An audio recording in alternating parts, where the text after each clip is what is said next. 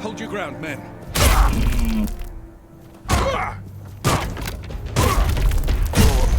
I will be your downfall! You are nothing but a...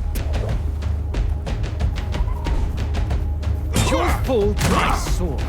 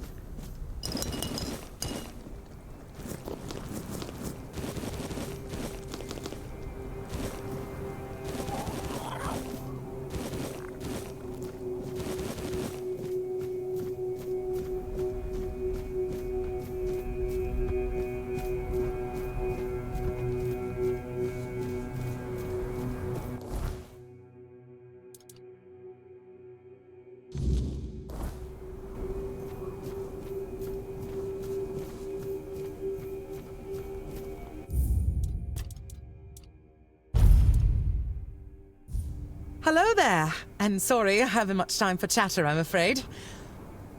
I was just about to set off again. I don't like traveling after nightfall. Gods know what slithers in the dark. Weirdness. Now that one's got a cruel appetite. Chews up lives like bread crusts. So best keep moving, right? Oh, of course. In all this hurry, I forgot my manners. My name is Fillmore. But do not call me a lady, though my father would probably prefer it that way. Some knights aren't too fond of having a woman among them. Why? I suppose I thought it would make me count. People notice a knight. They move aside when you pass. I've read that even among the Knights of the Round Table, there were few women. Percival, for example. Oh, what a wonderful life she must have had. Yes, he's a bit, overprotective. Especially when it comes to the family name and what people say. He never made it to the Round Table himself, so he pinned his hopes on my brothers. One ended up as a bodyguard, the other took priestly vows. That left him bitterly disappointed, and, well, he didn't have much belief left in a daughter. Even if I've come much, much farther than they ever did. Forlorn swords. But, if you don't mind, I'd rather keep the purpose of my journey to myself for now. I'd hate to jinx it, having come this far already. The road to Burrow to Connacht wasn't easy, and there's still much ahead. Yes. I heard they're not really friendly to outsiders. But I've no intention of getting in anyone's way. I'll keep to the paths that seem long forgotten. Besides, I'm not exactly searching for something most folk would care about anyway. Thank you. Safe travels, kind wanderer.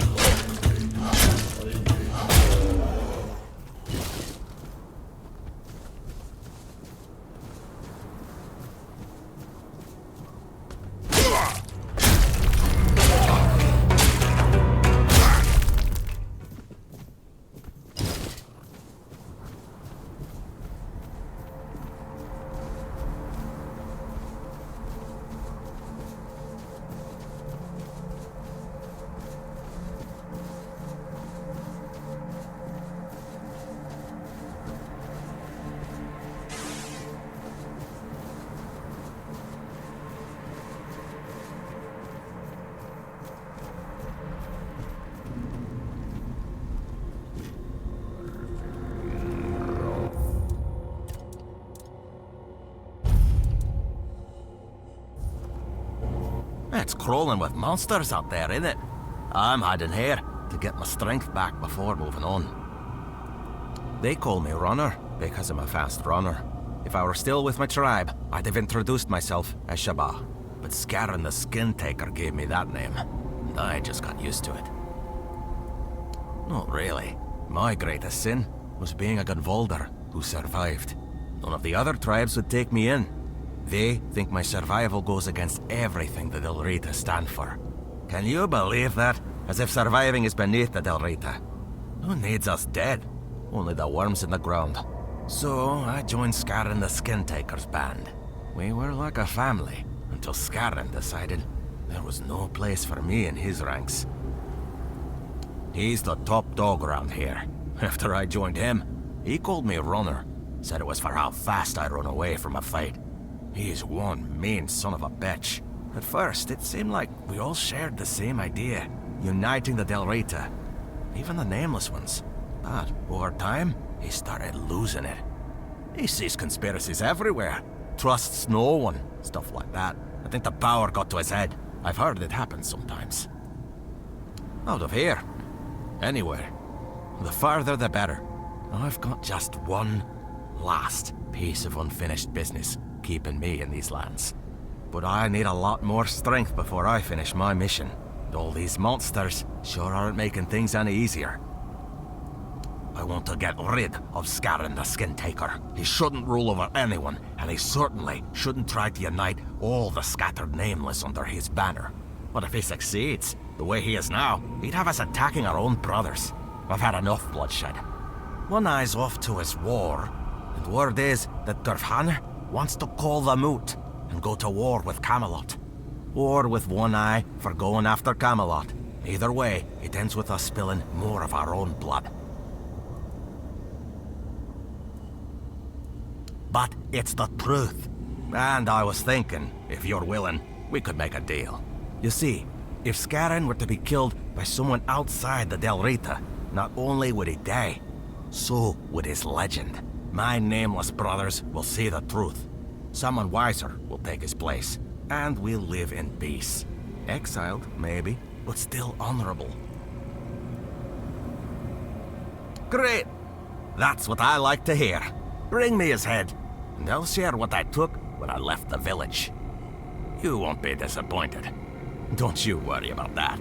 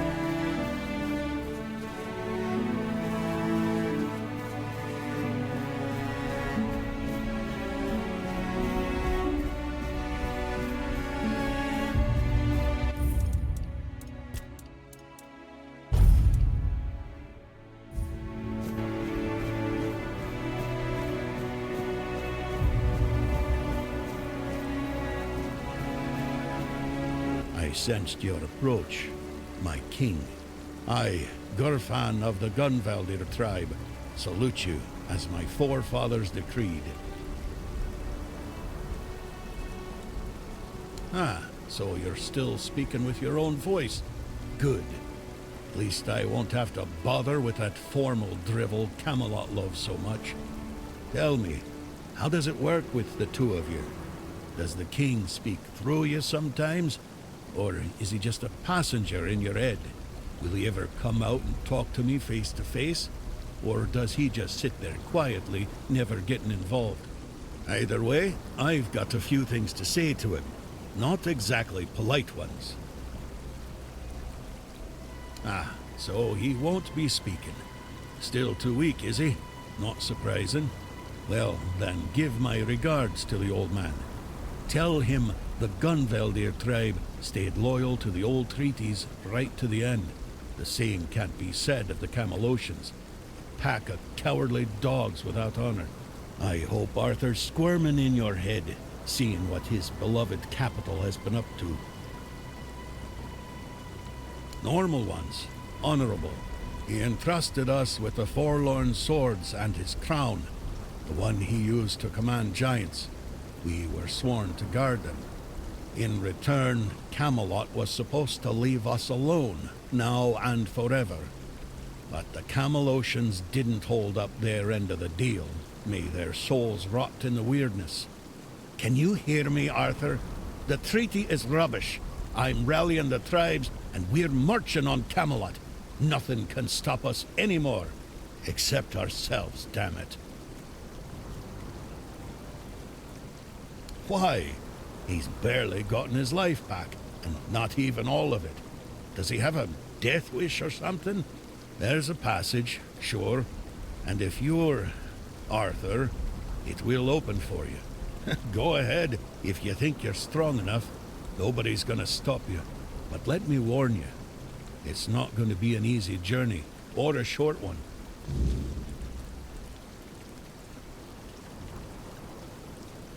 Well, the giants are asleep, at least on the surface. But below, what if they wake up when they see Arthur? I doubt they'll be happy. And if the giants weren't enough, there are still the monsters, and other surprises. The legends about this place make it all pretty clear. If I were you, I wouldn't go in there. At least, not until you're sure you have the strength to handle what's hiding inside. Or without the blessing of the tribes, as agreed 600 years ago. You'd know that if you remembered our agreements, Arthur.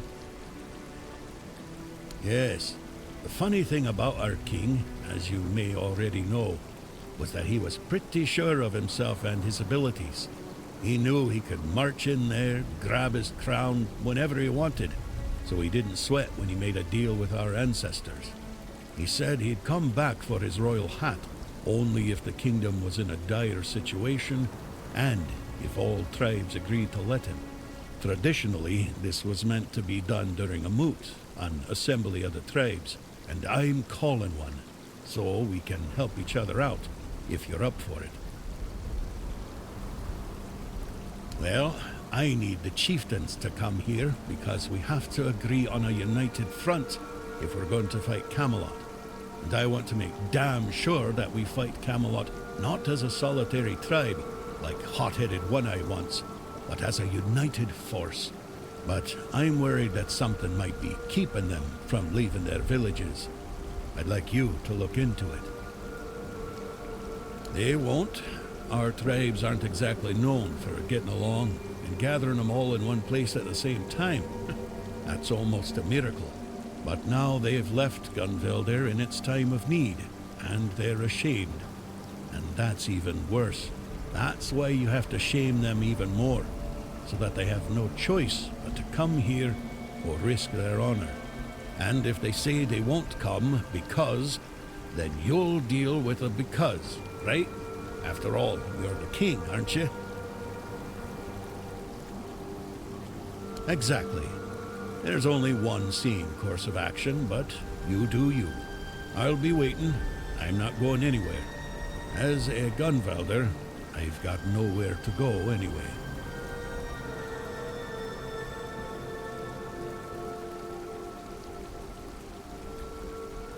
An eye for an eye. There's no other way.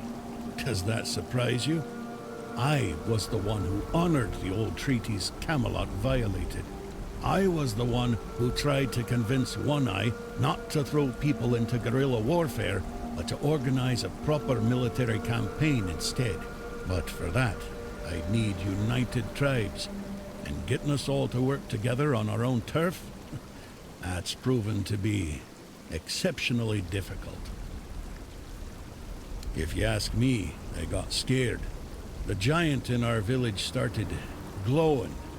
Maybe waking up, maybe coming alive. Whatever it is giants do. We were glad, though the other tribes, not so much. They envied us, no doubt about that. And that's probably why they didn't lift a finger to help when Camelot invaded our lands. Us, the Dalrida, we have changed. We're a shadow of our ancestors. But we were not the first to raise our weapons. Well, you see, the giants for us are a bit like gods. We call them our protectors. It's a tradition dating back to the battles of the Age of Legends. The Dalrita befriended the giants long before Arthur ever did. There was peace between us, even when we stood on opposite sides of the war. We honor them because we believe that when they awaken, they will repay our care with their protection. It's good to have allies like them. What can I tell you? We're gone. Only a few of us are left, scattered across all of Avalon. I'm still here, and so is One Eye. He's convinced he can take Camelot with a handful of hot-headed youngsters. Foolish dreams, suicide, call it what you like. We were brave, proud, and deeply connected to nature. Each of us bonded our soul to an animal, sharing strength between us. I won't tell you more than that. I don't want to. I can't. All of this is still too fresh for me, too raw. King Arthur! His presence clings to you like a shadow, unmistakable to those who still remember him. Your words, your actions, they carry the weight of him. The way you stand, even your damn stubbornness. Arthur always left his mark on those he touched. The Gunvelder haven't forgotten. Betrayed by Camelot or not, our blood still remembers the old king. But don't mistake my recognition for trust. If Arthur truly walks with you, prove it. Show me his legacy still lives and breathes. As of now, 4. The Volker, the Svein, the Ulfra, and the Toyd. Each one with its role, each one with its problems. The Volker were our berserkers, Mather's chosen warriors, unstoppable in battle. But Mather abandoned them, or so they believe. Now their rage is dulled, and they're slipping into despair. If we don't reignite their spirit, we risk losing them entirely. The Svein are hunters and guardians of something ancient, what they call a god. Forest devilry, if you ask me. Dangerous enough for us to keep our distance. The Ulfra are warriors, the best of us. Or they were. They've gone silent. No word from their chieftain, no sign of life near the haunted keep. I fear what might have befallen them. Mages, clever but strange. Their power is real, but their methods, unsettling. They see the world differently. Useful in a fight, but don't expect to understand them. Still, strength is strength, even if it's wrapped in riddles and sparkles. Each tribe carries a part of our legacy. If we are to stand together again, we'll need them all, even the ones who've lost their way.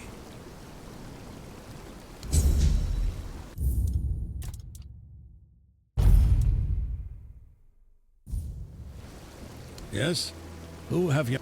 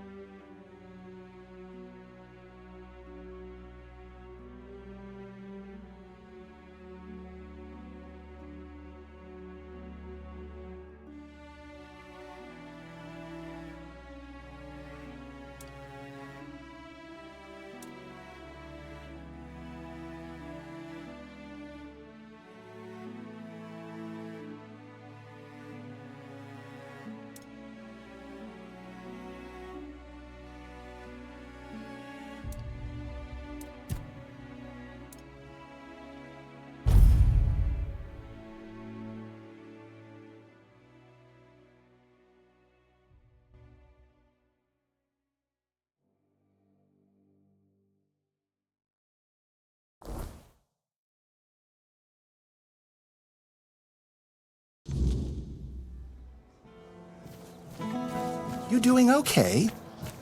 Hello again.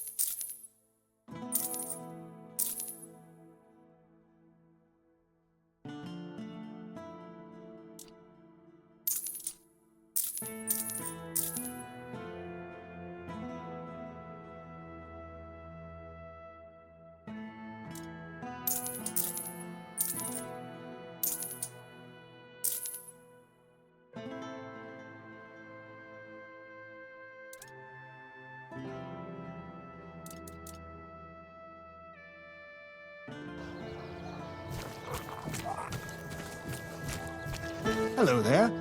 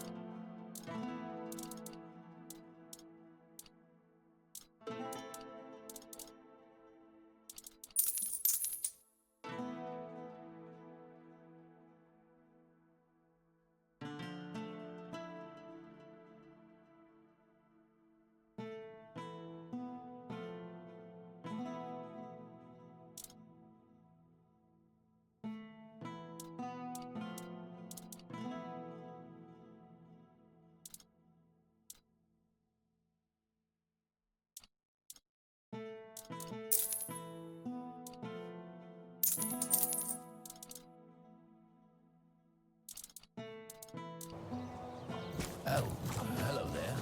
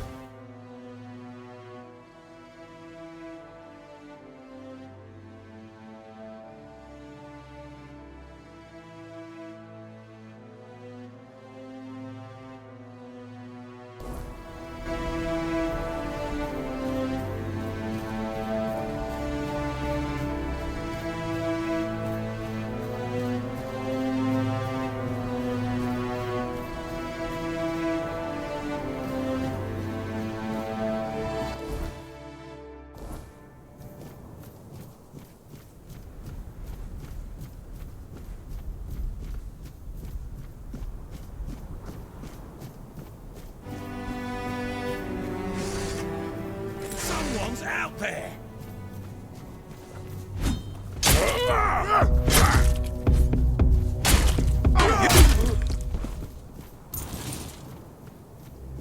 Who goes there? Stay sharp! You're finished! You're...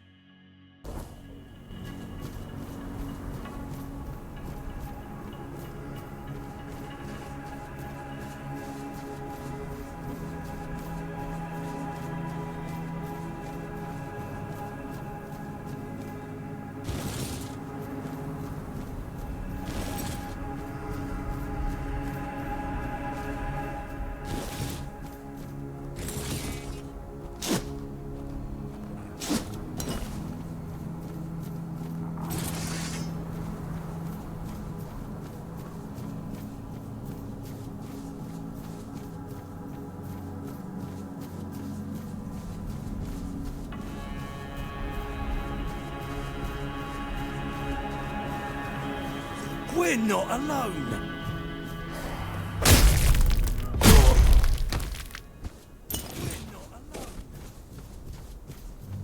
You'll regret this! This is gonna hurt! This is my lucky day!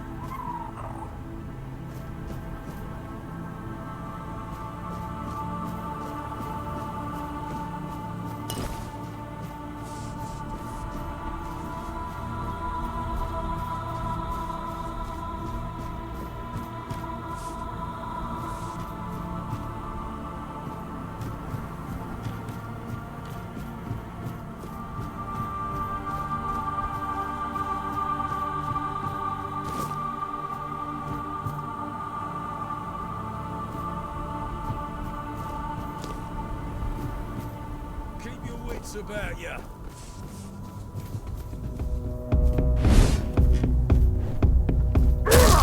Your money or your life?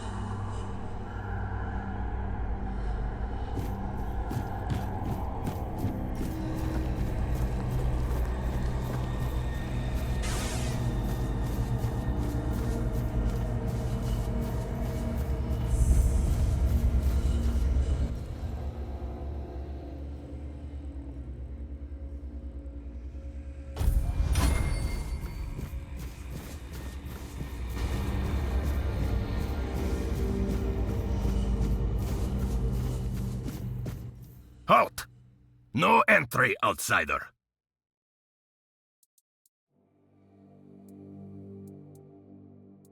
Because I said so. Compliments will get you nowhere. You don't even know where you're trying to barge in. You're either very brave or terribly stupid. This is the village of the Volker tribe, and we don't need your kind wandering around, gawking like fools. And you've got the seal. Funny how he only remembers us when he needs something. Fine. Go on then, and speak with our chieftain, Angsver. Just try not to piss him or anyone off. The only other way out of this village is a long drop straight down.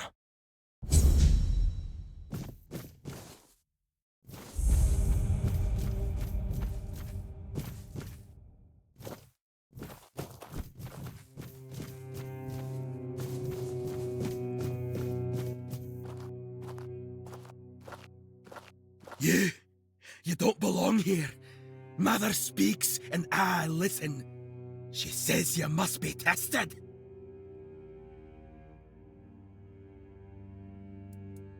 Mother is everything. Strength, purpose, the voice that guides us. And you're the trial she set before me. I won't fail her.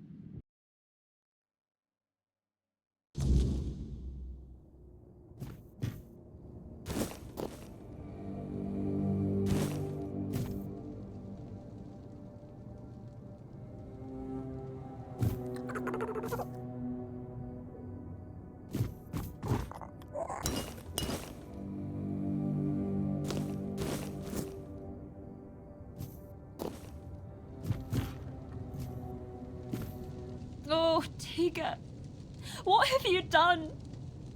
Why did you leave me like this? So brave, yet so foolish. What am I supposed to do now? Oh, you startled me. Barging into a Dilrida woman's house without knocking. You're lucky to still be breathing. Wait, you're the one who gave him a good death, aren't you? I'm Helmi. Yes, Tiga was my husband. And I suppose I should thank you. I'm only sorry that Tiga is gone. But I am grateful to you. You acted honorably, allowing him to challenge you. No one else was willing to do it. The Dilrida think fighting a madman is dishonorable, as if madness could be caught like a sickness. Madder help me, it's utter nonsense. My poor Tiga.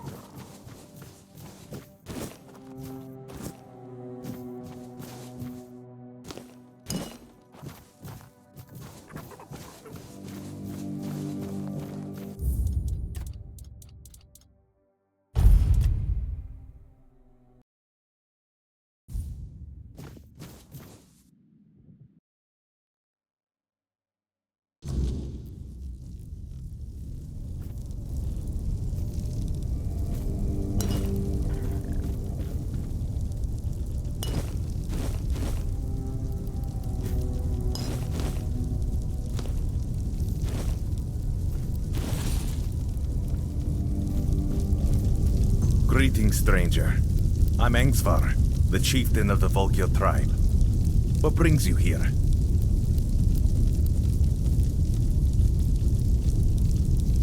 Ah, Taig. Taig was a problem.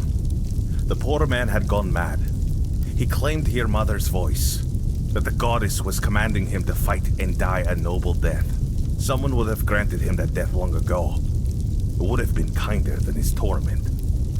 But defeating a madman in combat brings no honor, so he suffered. And we suffered alongside him. Your act was an act of mercy. It's good that someone finally took it upon themselves to do it. We'll need to inform Helmi, Taig's widow. It's best if you handle it. Offer her your condolences. And don't worry, she'll understand that it had to be done. Really, me, a representative of the madmen forsaken by Mother.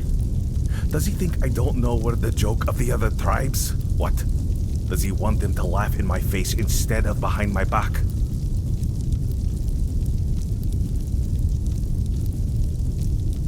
That's what we are in the eyes of the other Dalrita. Sure, they respect our berserker's fury, when it's not too frequent, and when it happens to serve their battles. But deep down, they see it as madness. They're afraid that in our rage, we might mistake them for the enemy. An agreement.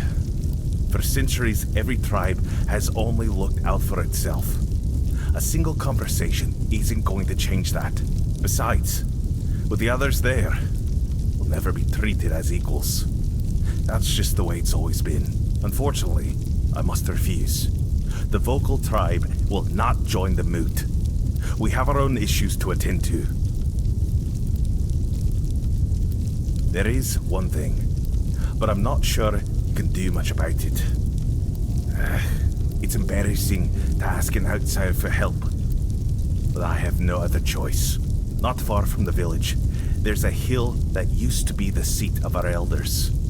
At least, it was. Until bandits moved in and likely killed everyone there. They've destroyed the bridge, fortified the stronghold, and now they sit there, practically spitting in our faces.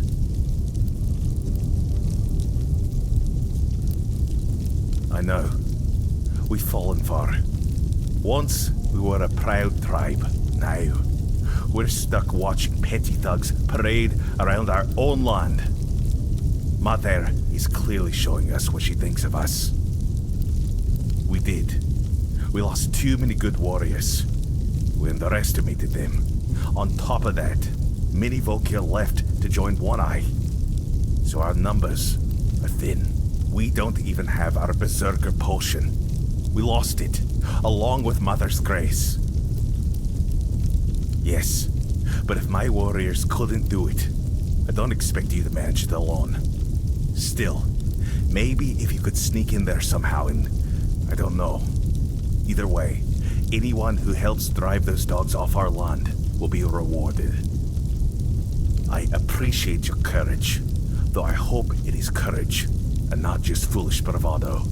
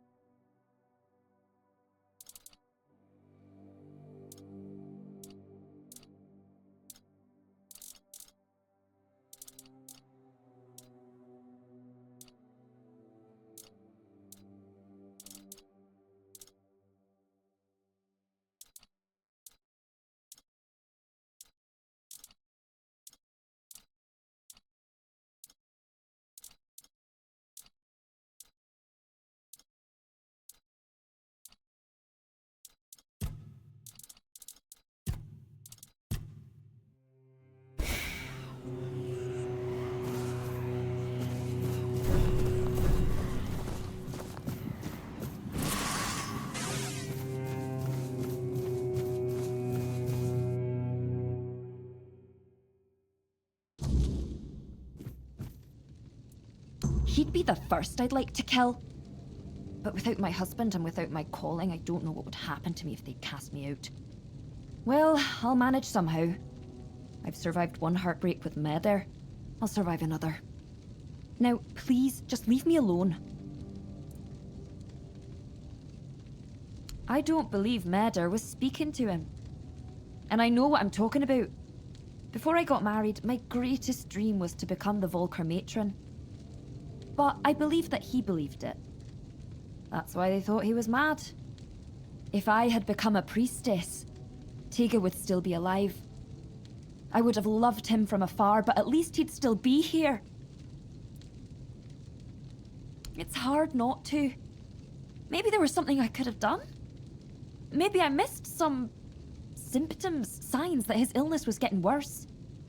It's nice of you to try and comfort me, but I need to deal with my grief on my own. Though I'll admit, right now, I'd gladly kill half of my tribe. Especially those who refuse to grant him a good death. Maybe he was. He definitely hadn't been himself lately. You see, my Tega was never a particularly pious man. I sent him to appease Mother with an offering once when my health began to fail. I won't lie.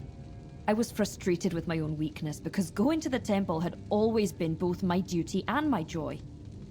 But Tega went there because he loved me deeply. That's when it all started. I recovered, but he kept going to the temple. Sometimes multiple times a day. He said Mother was speaking to him and that it was his duty to listen to her. He said the fate of our marriage and the fate of all the Volker depended on it. The problem was he started taking all the food we had and we began to go hungry. That's when the real arguments started. So what fate of our marriage was he even talking about? And now that I think about it, it was such a stupid reason to fight. I should have gone with him, found out what he was talking about. But what's done is done. Tega's dead. Go ahead if you want to. I've been there myself, but Madder didn't say a word to me, as you can probably imagine. But who knows? Maybe you'll get lucky. Maybe there really is something that reveals itself only to the chosen. If you find it, kill it for me, in Tega's memory. I'd be lying if I said it's the dream of every little Volker girl. It's the most respected position for a woman in our tribe, but it's also the heaviest responsibility. If Meder's voice truly exists, it doesn't speak with words. You feel it in your soul. It's a calling. And her voice was screaming inside me. I truly wanted to give myself to her, but the elders decided I wasn't fit for the role. And then there was Tega, whom I learned to love in time. Easy or not, it was my calling. And I truly believed I was the right choice. But the elders said I was too hot-headed to bear that responsibility. Me? Hot-headed? Can you believe that? I'm just being honest. There's nothing wrong with wearing your heart on your sleeve. If every Dilrida was as honest as I am, our tribes would have united and supported each other long ago. No one's going to try and convince me otherwise.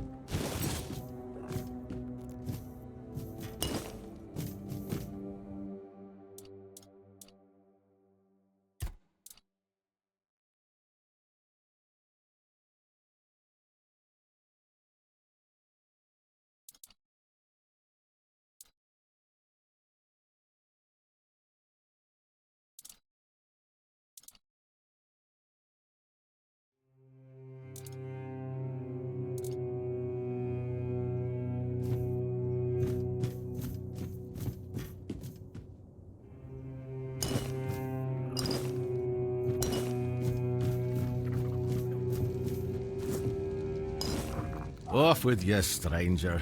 I don't want to talk. I feel sorrow. I'll take a look at what I've got. Maybe something will catch your eye.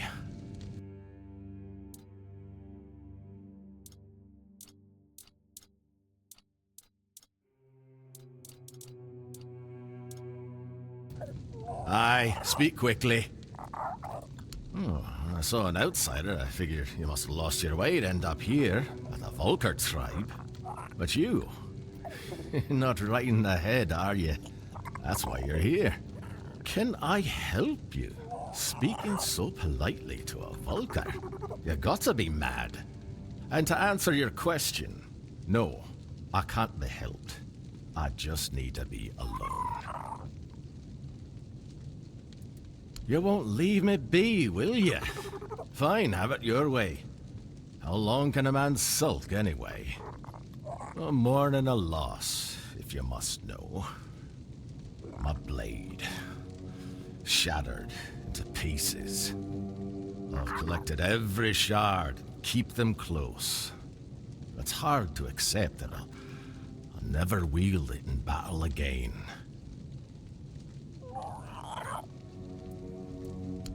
I shattered it. I realized I couldn't keep going like this. It had all gone too far, far beyond what I could handle. It kept demanding more. Because everything comes at a price. The sword, it needed proof of loyalty. Proof that we were worthy of each other. And since blood binds best, it demanded blood. When there was no one else to cut down, I let it taste my own. Until, one day, the blood of others wasn't enough anymore. It wanted mine.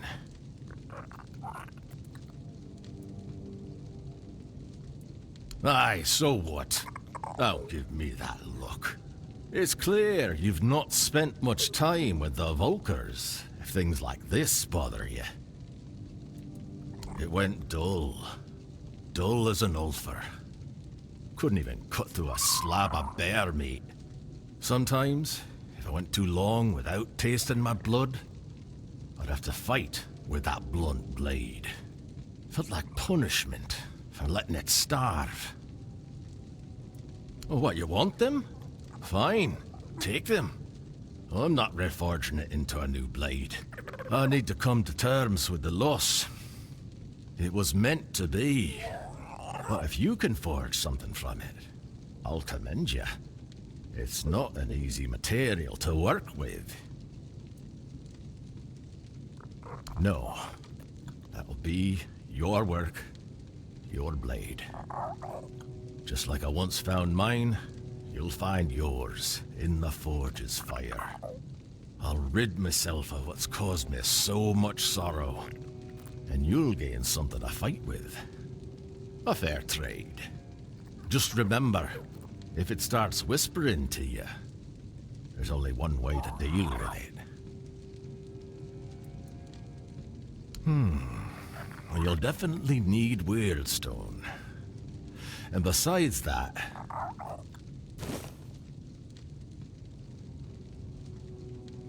it's rare enough to see other people in the Forlorn swords. But making it to the Volkers, well, that's another story. Most don't. They get eaten by beasts, their minds twisted by ice weavers, or swallowed by the night. Or they simply decide there's nothing here, and wonder why the hell they should bother coming to us at all. I don't blame them. But since everyone's abandoned us, they can shove it. We'll manage on our own. There's nothing left anyway. That's not it, stranger. Listen closely. Some say Mather has abandoned us. Me? I'm not sure she was ever really with us in the first place. But that doesn't matter. What matters is Volker. I'm loyal to the tribe because loyalty is the only thing with real worth. A man can be broken by the silence when his gods don't answer. He can be broken by death's shadow or the grip of madness. But if he stays loyal to his tribe, deep down in his heart, it means that everything fades, except devotion. I'll take a look at what I've got. Maybe something will catch your eye.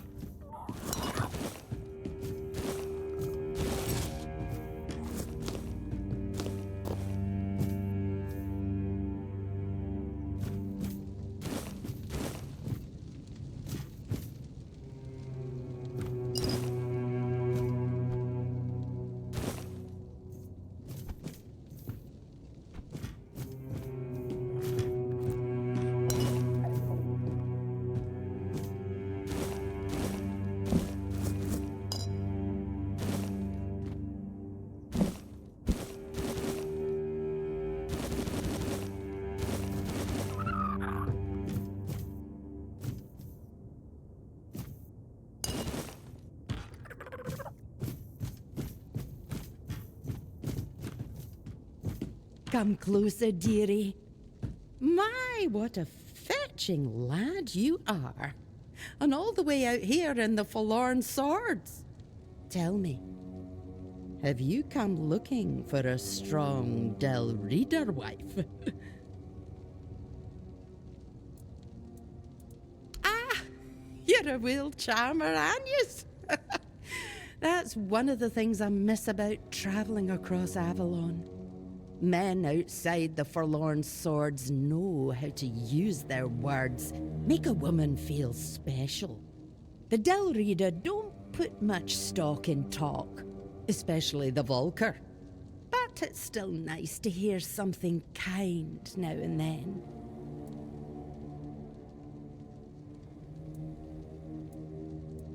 If all the Vulgar you met were like this sorry lot, then I'm not surprised I seem like the odd one out. I remember the feasts we used to have, the celebrations. Any excuse was good enough. Then I left for a couple of decades and came back to this. We were never the cheeriest folk, but now it's like they've all got a frost grot up their arses. Aye, ever since I was little, I wanted to see the world. I tried joining the Stone Wardens, but I've got two left hands when it comes to their craft. So, I did what many young Del Reader do when they want a taste of freedom. I became a mercenary. I loved the road, but then the years started catching up to me, so I came back and set up my shop. Hush, no. This is my home. Always has been. I bore a son and daughter here. Left them to be raised by their fathers into proper Vulgar. But I came back from time to time to visit. I always knew I'd return one day. But it was when I met my grandchildren that I truly knew it was time to leave wandering behind. I do sometimes, but these days I'm content just reading about it. Oh, which reminds me, I've been waiting for my journal to be delivered. I heard from a friend that they wrote an article about me. But everything arrives late in this blasted village. Would you be so kind as to check the road and see if the merchant is on the way? Ah, thank you, dearie. You're a sweet one, aren't you? Yes, dearie. Ah, thank you, dearie. You're a sweet one, aren't you?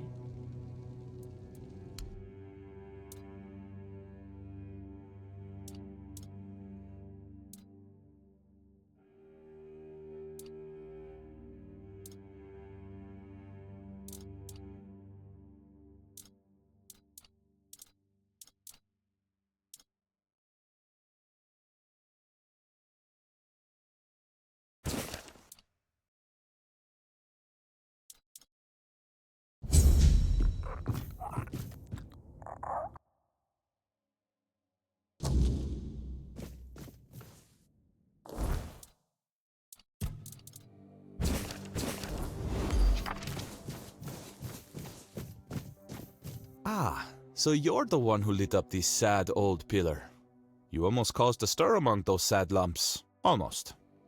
So, I guess you're not exactly what they've been waiting for. But you've certainly piqued my curiosity. This tribe. Once hailed as mighty warriors. Now they're just sitting around, waiting for someone to save them. If it's not their matron they're hoping for, then it's for the pillar to flood the village in scarlet light. They've lost their purpose and are desperate for someone to give it back to them. That's what they call their priestess. She disappeared long ago and never returned. The Vulgar claim she took Mater's favor with her, leaving them cursed. They act like a spoiled child whose mother suddenly got cross with them, and they can't understand what is happening. It should be amusing, but somehow it's not. That's a good question. The pillar reacted to me when I first arrived, although very faintly, and now it's reacting to you for some undeniably fascinating reasons I'd love to hear about. But here's the real puzzle. Why does the pillar respond to creatures touched by the weirdness? And what exactly are they waiting for if nothing is ever enough? I doubt even Angsvar could answer that, but you should ask him anyway. I'm quite curious to hear what he'll tell you. Meet me later at the temple, fellow brother in the weirdness. I have a feeling we'll have plenty to talk about.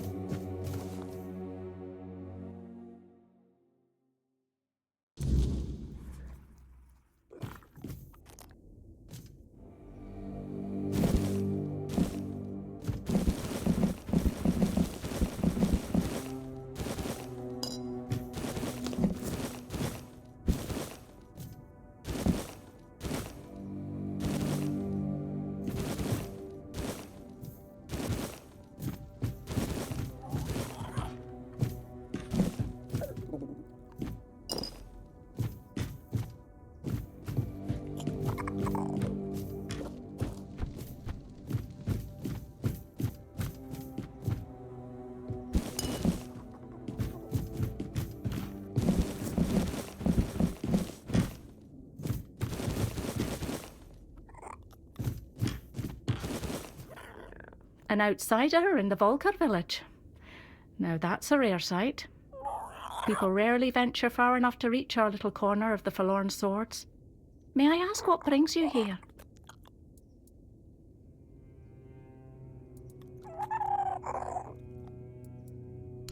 The Moot? In the Mother Mines? I've always wanted to see the capital, though maybe under different circumstances. But I'm afraid you might have come all this way for nothing. We've never been close to the other tribes. When we had the Berserkers, they thought us mad. And now that we don't, we're useless to them. Nothing we do ever pleases them.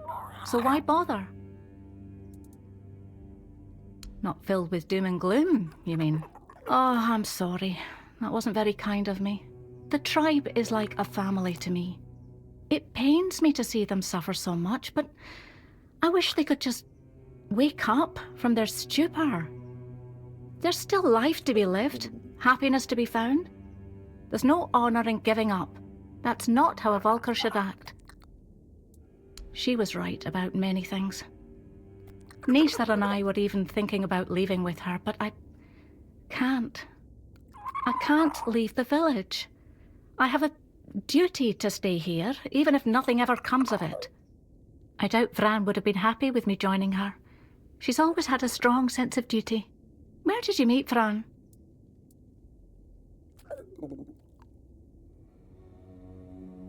Oh no. Are you telling me Vran is now living among a bunch of Southerners? I would have paid a small fortune to see that. They must be getting on her nerves so badly. But I'm glad they've done it. She deserves it. She does. That does sound like Vrel. Vran once threw all her books down the mountain. Vren then sold her favourite axe to a wandering merchant to buy new ones. I'm glad she's found happiness. Though, I wish she'd have stayed.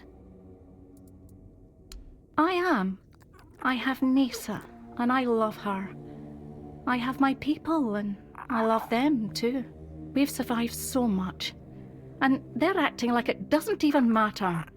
We should be trying to build something new, not just weeping over what we've lost. I understand sorrow, but there comes a moment when it's just pointless. No, I don't think she abandoned us at all. What kind of mother abandons her children just because they've done something wrong? Maybe she's just showing us it's time to find our own path. We can't cling to our mother's skirts forever.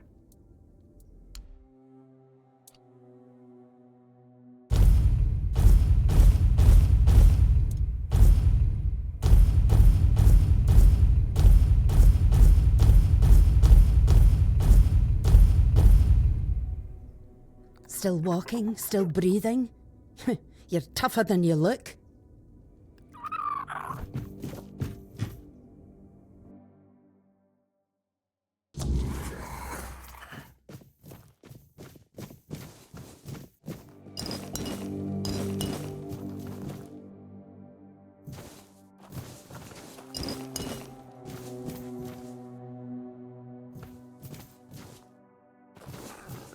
What do you want? Unless you can tell me where my Ira is, I got nothing to say to you. My woman. She ran off into the forest and left me behind. You're a stranger, so you wouldn't understand what a stain on Dalriada honour it is to lose your woman like this. So now, I just sit here, staring into the bottom of this mug, hoping one day I'll drown in it. That's all there is to my story. Why should I tell you? I don't even talk to my own kin about it, let alone some outsider. Well, since you put it that way, sure, we can talk. Ira. She's a tough one. Toughest of the Volker, no doubt. They even wrote songs about the two of us, standing side by side against hordes of enemies. But after our matron left, and took the recipe for the Berserker potion with her, something changed in Ira. She became obsessed with recreating the formula. I hate to admit it, but I got caught up in it too. Of course, the fiercest in the Volker tribe. Kids used to fight over who'd get one of us as their father for the trial. Those were glorious days. Well, they're long gone now. I think so. Poor Ira didn't have much talent for alchemy. Her ambition far outpaced her skill. We tested every concoction on ourselves. They always left me weak as a wet rag. But Ira, she got stronger. But her mind, it broke. She became more unpredictable than ever. One day, after another fight, she hit me over the head, hard enough to knock me out cold. When I woke up, she was gone. Just like that. Oh, I've tried. Over and over. But every time I got close, she'd hide. I know she was there. I could feel her out there. But she wouldn't let me see her. Maybe she knows something I don't. Maybe she's waiting for the right moment to come back. Aye, my poor, wonderful Ira. Start here. I saw traces that she'd been there. That's a network of tunnels most people wouldn't dare to enter. I'm no spelunker. I'd just get lost and starve if I went in. But Ira loved that place. She'd go there whenever the kids or the tribe got on her nerves. I'd give everything I have to bring her back. No matter the madness, anger, or whatever it is that's taken her. She's my Ira.